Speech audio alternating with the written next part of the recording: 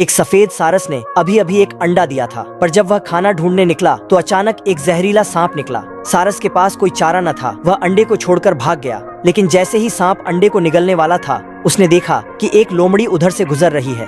लोमड़ी के शरीर पर तो खूब मांस था। एक ही झटके में उसने लोमड़ी को जकड़ लिया और उसे निगलने ही वाला था। लोमड़ी ने अपनी पूरी ताकत लगाई और किसी तरह खुद को छुड़ाया। यह देखकर कि सांप अभी भी उसका पीछा कर रहा है, लोमड़ी के दिमाग में एक शातिर चाल आई। वह तुरंत पहाड़ की ढलान पर भागी और एक नेवले के इलाके में पहुंच गई। और जैसा सोचा था, एक नेवला हलचल सुनकर बाहर निकला और बिना कुछ कहे सांप का पीछा करने लगा। सांप जानता था नेवले का मुकाबला नहीं कर सकता था। उसने एक पत्थर उठाया, नेवले के हमले को रोकने की कोशिश की और फिर अंधाधुंध छिप गया। नेवला सोच में पड़ गया कि आखिर सांप कहाँ छिप गया। तभी चालाक लोमड़ी फिर से सामने आई। वह झट से नेवले पर कूद पड़ी और उसे खाने ही वाली थी, लेकिन तभी सांप फिर से आ गया। लोमड़ी डर के मारे कांपने लगी और 9-2-11 हो गई। बस ऐसे ही सांप लोमड़ी के पीछे और नेवला सांप के पीछे, तीनों जानवर अपना शिकार छोड़ना नहीं चाहते थे। तभी लोमड़ी को किनारे पर एक फंसी हुई नाव दिखी। वह तुरंत नाव के केबिन में कूद गई ताकि छिप सके। सांप भी बिना हिचकिचाए अंदर चला गया। नेवले ने आवाज सुनी और वह भी केबिन में घुस गया।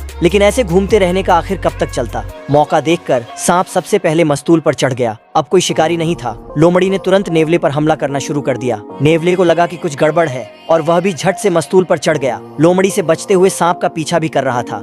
वे तीनों ऐसे ही लड़ते रहे दिन से रात तक, जब तक वे सब थक नहीं गए। चतुर लोमड़ी को इस गतिरोध को तोड़ने का एक तरीका सूझा। अगर वह सांप को मेंढक खिलाकर संतुष्ट कर दे और फिर नेवला सांप को खा ले।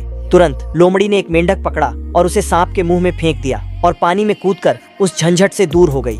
इस समय नेवला बहुत खुश था, लेकिन सांप भी बेवकूफ नहीं था। उसने अपने मुंह से मेंढक उगला। सांप जानता था कि वह मुकाबला नहीं कर सकता। वह एक बड़े पेड़ पर चढ़ गया। नेवला उसे अब कैसे छोड़ सकता था। कुछ देर पीछा करने के बाद वह सांप पर कूद पड़ा और उसकी गर्दन पर काट लिया। सांप नेवले का भोजन बन गया। जब अगले दिन सूरज निकला तो भरपेट खाया हुआ नेवला आराम से एक पत्थर पर गहरी नींद में सो रहा था और लोमड़ी इसी पल का इंतजार कर रही थी। उसने अपना भोजन करना शुरू कर दिया।